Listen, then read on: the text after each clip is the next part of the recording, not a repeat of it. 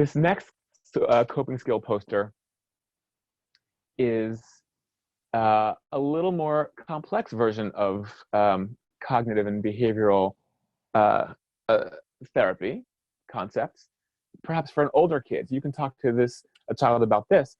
And when I share this is also for someone who's a little more stubborn about it. Your child might might debate you. If you say, no, can you think about the bright side? Your child says, no, it does stink and you're wrong. There's no other way to see this. So this poster is a little bit of a stronger way to converse about it and to maybe see if you can unstick your child's negative thinking a little bit.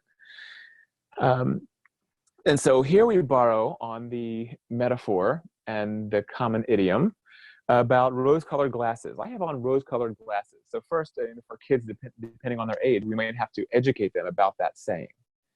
What is rose-colored glasses? What is that? The saying, we think, well, what are roses? Roses, they're beautiful, they smell good, so there's some positive connotation about roses. So if you have rose-colored glasses on, you're seeing the world in a rosy way with this positive connotation. That's how I introduce it to kids. But if you have a darker, sort of dingy kind of lenses on, how does the world work? Dingy, dark lenses darken the world. But if you have lenses that are tinted with green or blue or red, it changes the way you see. So whatever lens you're wearing at the time changes the way you see the world. And so there are some thoughts that go along with these lenses, and I want to unpack those for you. On the dark lens side, the negative side, some types of things that people might think are, and these are first thoughts, these are sort of deeply embedded in their psyche, the world is against me. Things never work out for me. I'm not likable, right? I'm not lovable. I'm no good at anything, right? I'm ugly. Any of these types of things that are sort of deeply seated lenses that kids see the world with. Let's contrast that with the rose-colored side. Another person who could have on a different set of lenses might walk around the world thinking, well, sometimes random things happen. Things aren't always fair, but I survive. They might also think, the most important people like me. The most important people like me. So look at this. Two different ways to see the world before you even step foot outside the door, so to speak. So let's take it further. So now we have these two lenses established. Now what happens if you go out in the world and something happens? I'm going to use our present situation as an example. We're stuck at home. We can't go out because of social distancing, right? And so once again, I have the think, feel, do, icons. And so let's fill it in. So if you have a dark lens on, we can't go out, we're stuck at home, and you think the world's against me, things never work out, I'm not likable. So the person who thinks that, who has that lens on, is going to think about their situation.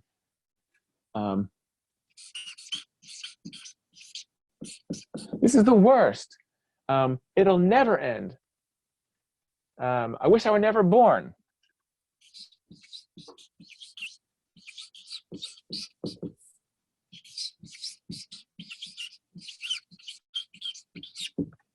Right?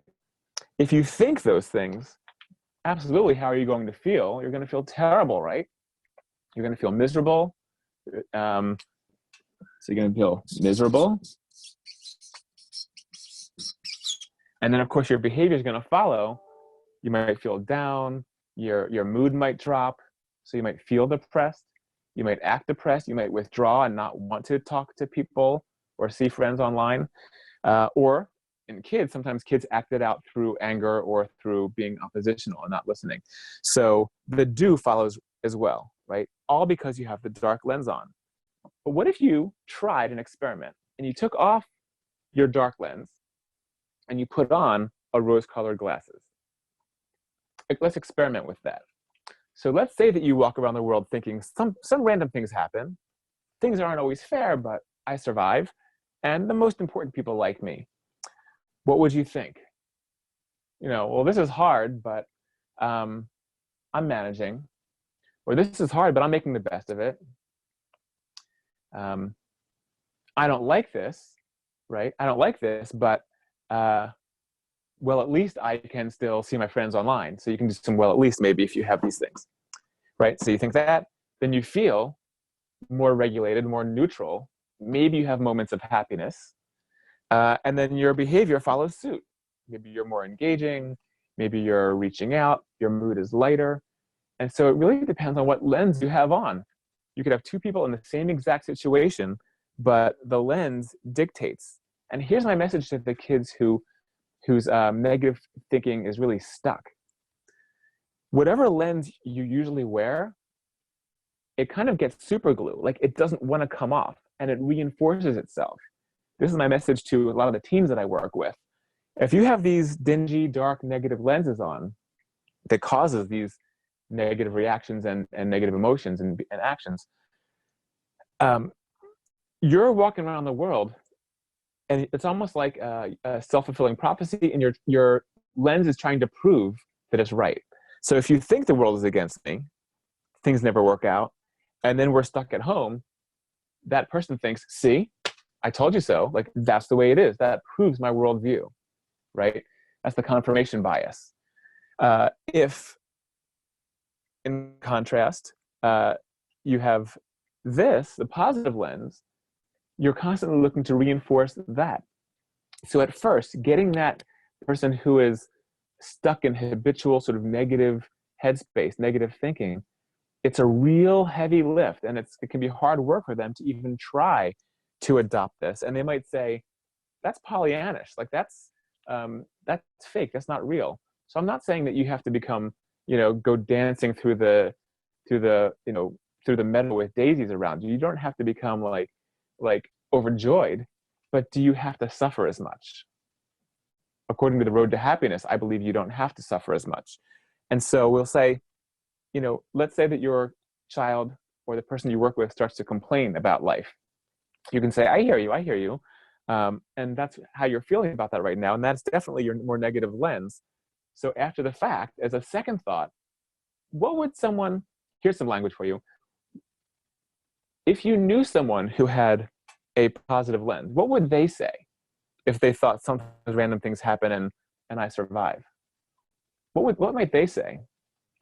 You can have them as a second thought say, well, at least blah, blah, blah. Things aren't as bad as I thought. Okay, great job thinking that. So, and then you just go to praise and praise the child as soon as they can sort of come around, and as soon as they can even practice hours or days later, looking at their old lens that they live with, right? So this is a part of getting unstuck. So what lens are you seeing the world through? And can you try out the rose-colored glasses?